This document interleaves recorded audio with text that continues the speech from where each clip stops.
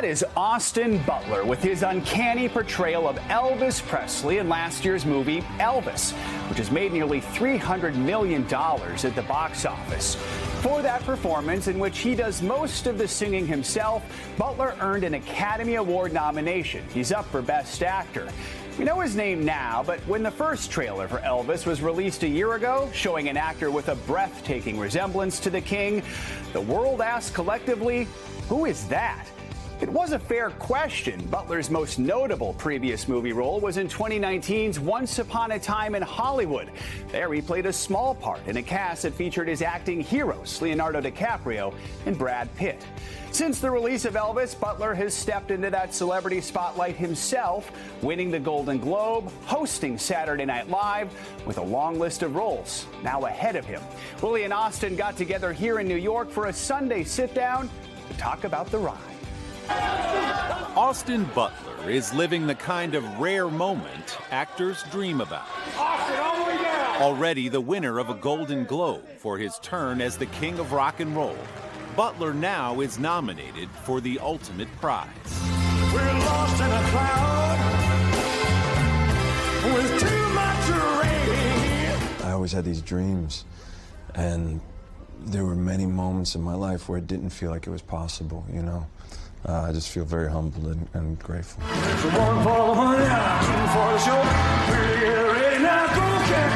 With the look, the voice, and even a little of that swagger, Butler had Elvis on his mind long before director Baz Luhrmann called. Were you singing along to Blue Christmas or something? Yeah, it was Blue Christmas. Yeah. I think we have a similar timbre of voice. That I got a call from my agent that Baz was making the movie, and that was one of those moments where the hairs stand up on your arms, and you think, okay, the stars are aligning a little too clearly right now, so let's just throw all our chips on the table and give it everything that I have.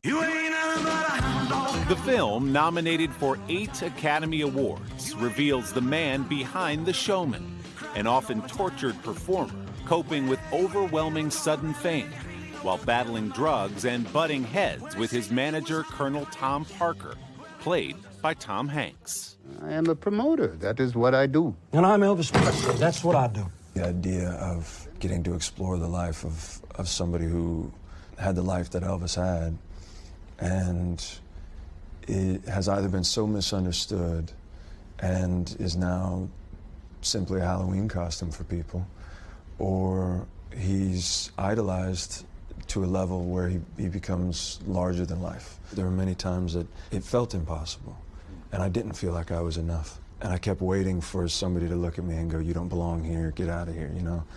And Baz had this faith in me. You were a shy kid, so how did you end up breaking through that in the end and saying, oh, I can do this, I can command a crowd? Part of it was learning that Elvis was very shy. And so that was freeing for me to know that even Elvis felt fear. It goes something like this.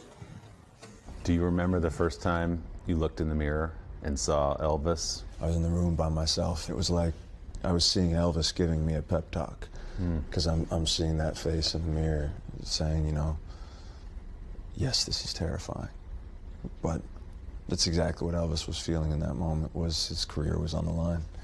And that's exactly how I felt, so it was surreal.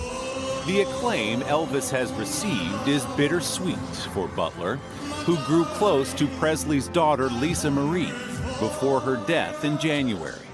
I felt so much responsibility to them and for their family and for Elvis's legacy. And then when I finally got to meet Lisa Marie, we're looking into each other's eyes, and I felt so much love for her. I know it weighed on her a lot how misunderstood he was, and I just wish that she was here to celebrate with us. Butler's road to Hollywood began not far away in Anaheim, California, where he was raised with his older sister. How did you find your way to acting? I mean, when I look back at it, I was so shy in public, but then I would do anything to make my mom laugh. I also loved watching movies. I would, you know, recreate scenes from my mom. I'm James. Butler's first major scenes outside of the family living room came as a teenager on Disney and Nickelodeon shows like Hannah Montana and Zoe 101. I learned how to find my light and hit my mark and remember my lines. Was there ever a moment, Austin, where you were like, maybe this just isn't going to work out? Yeah, there were many times, many times. But I didn't have a plan B. I tested out of high school when I was 15. I didn't go to college. I've never had a real job, but I had a moment, especially after my mom passed away, where my whole world sort of shifted, and I started looking at the material that I was working with and just going, it just feels so vapid right now. Is what I'm doing, does it matter at all? And I was having trouble finding joy in it. Butler found his joy all the way across the country on Broadway. I came and worked in New York when I was 20, and I just fell in love with theater. He made his debut starring alongside Denzel Washington in The Iceman Cometh, and despite some understandable nerves, Butler quickly impressed his iconic co-star. I memorized the entire 4-hour play, everyone's lines, and he's watching me the whole table read. I'm just going for it 100% the entire table read. And I think because he saw certain things, then he started to kind of take me under his wing, and he was very, very kind to me. And it wasn't just for being your partner in Iceman Cometh, but because he called Baz and said, this kid is really good. You got to give him a good look for Elvis. I'm so grateful to him for that.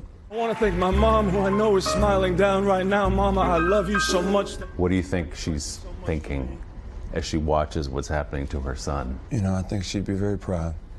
And yeah, she sacrificed so much. You know, like she quit her job to drive me to auditions and drive me to acting class, and she'd wait outside and then drive all the way back down to Orange County. And when she was in high school, she wanted to be an actor. And so I think I'm sort of getting to live this life for both of us in that way. And she was my best friend, and so I think she'd be happy. Well, you've done her very proud. We've had our Oprah moments. No, I didn't. Jeez. I wasn't expecting this. Lord have mercy.